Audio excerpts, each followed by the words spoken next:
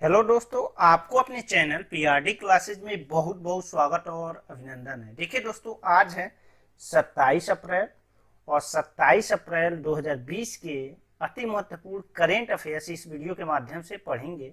लेकिन इसके पहले 26 अप्रैल के करेंट अफेयर्स को रिवीजन करेंगे और कल दो प्रश्न इस वीडियो में मतलब 26 अप्रैल को पूछे थे, उसका आंसर भी आज बताएंगे। और इस वीडियो के अंत में दो प्रश्न पूछे जाएंगे जिसका उत्तर आप लोगों को कमेंट करके बताना है। तो आइए देखते हैं 27 अप्रैल के पहला मतलब सबसे पहले रिवीजन कर लेते हैं, मतलब जो क्वेश्चन दिए थे उसका आंसर जान लेते हैं। तो आंसर मतलब प्रश्न था कि मैं एक समाजवादी और गणतंत्रवादी हूं और मुझे राजाओं और राजकुमारों में विश्वास नहीं है, यह कथन किसने कहा था? तो यह कहे थे पंडित जवाहरलाल नेहरू ने। पंडित जवाहरलाल नेहरू कहे थे। अगला प्रश्न है कि निम्नलिखित में से किसने स्वदेशी आंदोलन का नेतृत्व दिल्ली में किया था? अब यहाँ से क्वेश्चन ये है कि स्वदेशी आंदोलन का नेतृत्व दिल्ली में कौन किया था? तो वहां पे किए थे सैयद हैदर रजा। सैयद हैदर रजा किए थे। अब 26 अप्रैल के करेंट अफेयर्स हम लोग रिवीजन करेंगे। तो देखिए, भारत की सबसे बड़ी आईटी कंपनी टीसीएस किस देश में पहला डिजिटल बैंक पूरी तरह लॉन्च करेगा? बहुत इंपॉर्टेंट है, इजराइल में करेगा।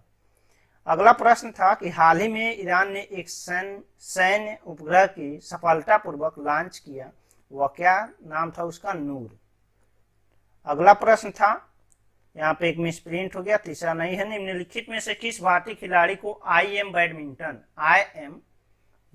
बैडमिंटन जागरूकता अभियान के लिए एम्बेसडर चुना गया है? तो बैडमिंटन खिलाड़ी पीवी सिंधु को चुना गया है। अगला क्वेश्चन है कि आंध्र प्रदेश ने शिक्षक में एसटी वर्ग को कितना आरक्षण देने का फैसला किया था जो सुप्रीम कोर्ट ने अमान्य करार कर दिया? अमान्य करार कर दिया। तो 100% एसटी को क्या दिया था? आरक्षण देने का फैसला लिया था, लेकिन सुप्रीम कोर्ट ने इसे क्या कर दिया? निरस्त कर दिया। अगला था कि निम्नलिखित में कौन सा देश WHO को 3 करोड़ डॉलर अतिरिक्त दान के रूप में देने की घोषणा की है? तो चीन WHO को 3 करोड़ अतिरिक्त डॉलर दान के रूप में देगा। अब देखते हैं सातवां प्रश्न था कि विश्व मलेरिया दिवस कब मनाया जाता है? तो विश्व मलेरिया दिवस हर साल 25 अप्रैल को मनाया जाता है। अगला प्रश्न था कि रिजर्व बैंक इंडिया द्वारा बैंक खाताधारकों को किस प्रकार के कार्ड की सुविधा देने के लिए मंजूरी दे दी है? तो इलेक्ट्रॉनिक कार्ड है। मतलब आरबीआई ने सभी बैंकों के खाताधारकों को इलेक्ट्रॉनिक कार्ड देने का सुविधा प्रदान मंजूरी दे दी है। अगला प्रश्न था कि हाल ही में उत्तर प्रदेश के किस स्थान पर जटायु संरक्षण और प्रजनन केंद्र की स्थापना की जा रही है? बहुत ही इंपॉर्टेंट प्रश्न है। तो ये महाराजगंज में की जा रही है और महाराजगंज का एक शहर है फरेंदा में किया जा रहा है। अगला प्रश्न है कि हाल ही में जारी वर्ल्ड लीडर्स ऑन फेसबुक 2020 में सबसे लोकप्रिय नेता कौन है? तो सबसे लोकप्रिय नेता है नरेंद्र मोदी। अगला प्रश्न है कि प्रधानमंत्री द्वारा नवीनतम तकनीक और ड्रोन के माध्यम से ग्रामीण आवासीय भूमि को सीमांकन और सत्यापन के लिए कौन सी योजना शुरू की गई है? तो स्वराज्य योजना अभी 24 अप्रैल को राष्ट्रीय स्वराज्य दिवस मनाया जाता है। इसी के उपलक्ष्य में प्रधानमंत्री ने यह योजना शुरू की। अगला प्रश्न था कि प्रधानमंत्री द्वारा कौन सा पोर्टल और मोबाइल ऐप लॉन्च किया गया जो ग्राम विकास पंचायत योजना को करने और कार्यान्वित करेगा? उसका नाम क्या है? तो ई ग्राम स्वराज योजना पोर्टल और मोबाइल ऐप का लॉन्च किया। अगला प्रश्न था और ये लास्ट प्रश्न था 26 अप्रैल का कि चीन ने अपने अंतरिक्ष दिवस के अवसर पर मंगल ग्रह पर मंगलयान भेजेगा। उस मंगल मिशन का नाम क्या है? तो उसका नाम है तियानवेन फर्स्ट। अब देखते हैं 27 अप्रैल के करेंट अफेयर्स। तो आज का पहला करेंट अफेयर्स है कि वर्ष 2020 के लिए यूनेस्को द्वारा किसे विश्व पुस्तक राजधानी के रूप में नामित किया है? मतलब किस स्थान को विश्व पुस्तक राजधानी के रूप में नामित किया है? तो वह है कोलालमपुर। अब देखते हैं कोलालमपुर से बनने वाले जितने भी प्रश्न हैं। तो देखिए, मलेशिया की राजधानी है और मलेशिया की दूसरी नई राजधानी है पुत्र जया है। इसे garden of city of lights के नाम से भी जाना जाता है। मतलब जो कुआलालंपुर है उसे गार्डन सिटी ऑफ लाइट्स के नाम से जाना जाता है। मलेशिया दक्षिण चीन सागर से 2 भागों में विभाजित होता है और वहां पे मुद्रा चलती है रिंगिट और राजभाषा है मलय। राजभाषा कौन सी है? मलय है। अब यूनेस्को के बारे में देख लेते हैं कि यूनेस्को का फुल फॉर्म होता है United Nations Educational Scientific and Cultural Organization, जिसे हिंदी में संयुक्त राष्ट्र शैक्षिक वैज्ञानिक एवं सांस्कृतिक संगठन कहते हैं। इसकी स्थापना 4 नवंबर 1945 को हुई थी और इसमें सदस्य देशों की संख्या 193 है। मुख्यालय इसका कहाँ है? बार बार क्वेश्चन पूछा जाता है। तो यूनेस्को का मुख्यालय पेरिस में है और इसके अध्यक्ष कौन है? तो अध्यक्ष हैं आंद्रे अजोले। अब देखते हैं अगला प्रश्न। तो अगला प्रश्न है कि G20 कृषि मंत्री बैठक में भारत की तरफ से नरेंद्र सिंह तोमर ने जो कृषि मंत्री हैं ने प्रतिनिधित्व किया। इसकी बैठक कहाँ हुई? तो यह हुई सऊदी अरब में हुई है। वीडियो कॉन्फ्रेंसिंग के माध्यम से हुआ है। अब देख लेते हैं इससे संबंधित प्रश्न। तो अब G20 है क्या? तो G20 20 वित्त मंत्रियों और सेंट्रल बैंक के गवर्नर का समूह है, जिसमें भारत सहित 19 देश और एक संगठन यानी कि यूरोपीय संघ भी है।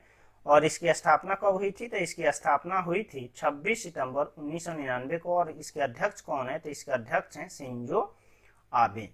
अब देखते हैं अगला प्रश्न। तो अगला प्रश्न है कि देश का पहला mobile virology research and diagnostic laboratory का अनावरण कहाँ पर किया गया? तो ये पहला mobile virology research and diagnostic laboratory का अनावरण रक्षा मंत्री राजनाथ सिंह द्वारा किया गया। और ये कहाँ पर किया गया? तो किया गया ये हैदराबाद में। अब देख लेते हैं हैदराबाद से बनने वाले सारे प्रश्न। तो देखिए हैदराबाद से बनने वाले प्रश्न है कि यह तेलंगाना की सबसे पहले राजधानी है हैदराबाद। इसे निजाम शहर तथा मोतियों का शहर भी कहा जाता है। क्वेश्चन बार बार पूछा जाता है कि निजाम शहर किसे कहते हैं? तो निजाम शहर हैदराबाद को कहते हैं। मोतियों का शहर किस शहर को कहा जाता है? तो हैदराबाद को कहा जाता है। अब देखिए हैदराबाद का जुड़वा शहर सिकंदराबाद कहलाता है। बार बार ये क्वेश्चन पूछता है कि हैदराबाद और सिकंदराबाद को कौन सी मतलब झील उसको बांटती है, अलग करती है? तो एक करती है हुसैन सागर झील। हुसैन सागर झील क्या है? मानव निर्मित झील है। यहाँ पे बिरला मंदिर है, चार मीनार है, सलाल जंग संग्रहालय भी है। सलार जंग संग्रहालय भी हैदराबाद में है। अब देख लेते हैं अगला प्रश्न। तो अगला प्रश्न है कि पीडीएफ के रूप में राज्य विभाग के आधार पर पाठ्यक्रम प्रदान करने के लिए उत्तराखंड ने कौन सा ऐप बनाया है? तो वो बनाया है संपर्क दीदी ऐप। और यहाँ पे देख लेते हैं पीडीएफ की फुल फॉर्म क्या होती है? तो होता है पोर्टेबल डॉक्यूमेंट फाइल। अब देखिए यहाँ पे इसकी राजधानी उत्तराखंड की कहाँ है? तो देहरादून है। और इसकी स्थापना कब हुई थी? तो 9 नवंबर 2000 में हुई थी। 9 नवंबर 2000 में उत्तर प्रदेश को काट के बनाया गया था। यह 27वां जिला था। ये भी क्वेश्चन पूछा जाता है कि उत्तराखंड कौन से कितने नंबर का जिला बना? 27वें नंबर का राज्य बना था। 2 अंतर्राष्ट्रीय सीमा इसकी लगती है, एक तिब्बत से लगती है और एक नेपाल से लगती है। भागीरथी और भिलंगना नदी के संगम पर टिहरी बांध परियोजना का निर्माण हुआ है। ये क्वेश्चन बार बार पूछा जाता है कि टिहरी बांध परियोजना किस राज्य में है? उत्तराखंड को चिपको आंदोलन का स्थान भी माना जाता है। अब यहाँ का राजकीय पशु क्या है? तो कस्तूरी मृग है। राजकीय पक्षी मोनल है। राजकीय वृक्ष क्या है? तो बुरांश है। और राजकीय पुष्प यहाँ क्या है? तो ब्रह्म कमल है। अब देख लेते हैं अगला प्रश्न। तो अगला प्रश्न है कि औषधीय उपयोग के लिए भांग की खेती को वैध बनाने वाला विश्व का पहला देश कौन सा बन गया है? तो विश्व का पहला देश है जो औषधि उपयोग के लिए भांग को वैध करा दिया है, वो है लेबनान। सबसे अधिक उत्पादन भांग की होती है मोरक्को में, दूसरे स्थान पे अफगानिस्तान में और तीसरे पे आता है लेबनान। अब देख लेते हैं लेबनान। तो लेबनान की राजधानी है बेरूत। इसकी राजधानी कहाँ है? बेरूत है। यहाँ की भाषा क्या है, तो अरबी और फ्रांसीसी दोनों बोली जाती है। और यहाँ के राष्ट्रपति कौन है, तो मिशेल सुलेमान है। और प्रधानमंत्री कौन है, तो प्रधानमंत्री यहाँ के साद हरीरी हैं। अगला प्रश्न है कि निम्नलिखित में से किसको अंतर्राष्ट्रीय मोटरसाइकिल निर्माता संघ के नवनियुक्त अध्यक्ष बनाया गया है, तो ये बनाए गए हैं राकेश शर्मा। अब देख लेते हैं कि कितने इनका कार्यकाल क्या होगा, तो कार्यकाल है इनका 2 वर्ष, इनका कार्यकाल 2 वर्ष है। और बजाज के वर्तमान में क्या थे, बजाज के कार्यकारी निदेशक थे और इसके पहले अंतर्राष्ट्रीय मोटरसाइकिल निर्माता संघ के उपाध्यक्ष भी रह चुके हैं। अब देखते हैं अगला प्रश्न। तो अगला प्रश्न है कि वरिष्ठ नागरिकों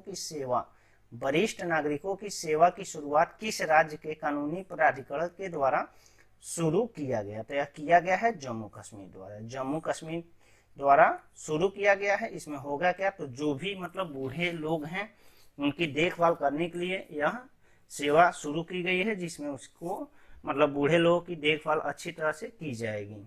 अगला प्रश्न है कि हाल ही में 86 वर्ष की उम्र में पूर्व राज्यपाल देवानंद कुंवर का निधन हो गया। वे निम्नलिखित में से किस राज्य के राज्यपाल रह चुके थे, तो बिहार और त्रिपुरा दोनों राज्य के राज्यपाल थे, यानी कि उपरोक्त दोनों सही है। तो यहाँ से क्वेश्चन बन सकता है कि 86 वर्ष की उम्र में पूर्व राज्यपाल का निधन हो गया, वे कौन थे, तो राज्यपाल देवानंद कुंवर थे। किस राज्य के राज्यपाल थे, तो बिहार और त्रिपुरा के थे। अब देखते हैं अगला प्रश्न। तो अगला प्रश्न है कि अंतर्राष्ट्रीय बौद्धिक संपदा दिवस कब मनाया जाता है, तो अंतर्राष्ट्रीय बौद्धिक संपदा दिवस हर साल 26 अप्रैल को मनाया जाता है। हर साल कब मनाया जाता है, 26 अप्रैल को। अब देखते हैं कि इस बार की थीम क्या थी, तो इस बार की थीम थी innovate for a green future.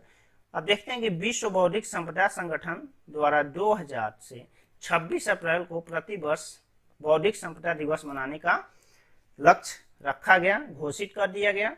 विश्व बौद्धिक संपदा संगठन का गठन कब हुआ था, तो 1967 में हुआ था।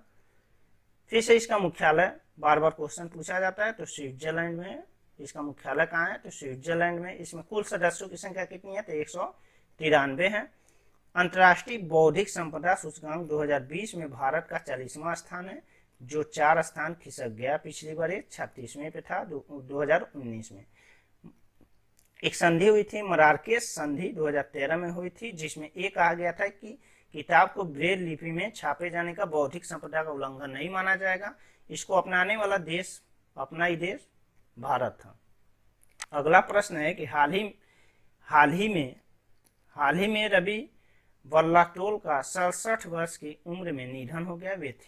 वे एक मलयालम टीवी अभिनेता थे। अब देखते हैं अगला प्रश्न। तो अगला प्रश्न है कि विश्व पुस्तक दिवस के अवसर पर माय बुक माय फ्रेंड अभियान किसके द्वारा शुरू किया गया, तो शुरू किया गया मानव संसाधन विकास मंत्रालय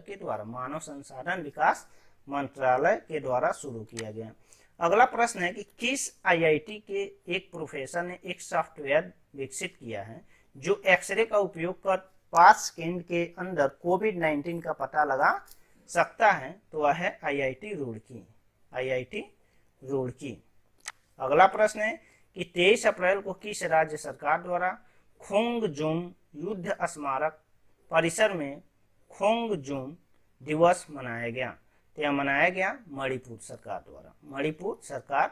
द्वारा। अगला प्रश्न है, तो अगला प्रश्न है कि आईआईटी दिल्ली ने भारत में कोविड-19 के प्रसार की भविष्यवाणी करने के लिए कौन सी वेब आधारित डैशबोर्ड विकसित किया है, तो विकसित किया है प्रकृति विकसित किया है। और ये लास्ट प्रश्न है कि किस राज्य के डॉक्टरों द्वारा कर्मी बॉट नामक रोबोट तैयार किया गया है जो कोरोना से संक्रमित मरीज की देखभाल करेगा, तो वह है केरल। अब देखिए कर्मी बॉट जान लेते हैं। तो कर्मी बॉट एक रोबोट है जिसकी चाल 1 मीटर पर सेकेंड से अधिक है और ये 25 किलोग्राम अपने साथ पेलोड ले जा सकता है, यानी खाने पीने की वस्तुएं ले जा सकता है। और इसकी एक और खासियत है, विशेषता यह है कि डॉक्टर और मरीज के बीच में वीडियो कॉन्फ्रेंसिंग कॉल कराने में यह मदद करेगा। अब आपसे 2 क्वेश्चन लास्ट में पूछा जाएगा जिसका आंसर आप लोग कमेंट करके बताना है। तो देखिए पहला प्रश्न है कि 1 लाख आंगनबाड़ी कार्यकर्ता को लाभ पहुंचाने के लिए योद्धा कल्याण योजना किस राज्य सरकार द्वारा चलाया जा रहा है, ये आप लोग को इसमें से उत्तर आप लोग को कमेंट करके बताना है। और ये लास्ट प्रश्न है कि वैज्ञानिकों द्वारा इलेक्ट्रोस्टैटिक्स प्रक्रिया पर विकसित किए गए मास्क का क्या नाम है।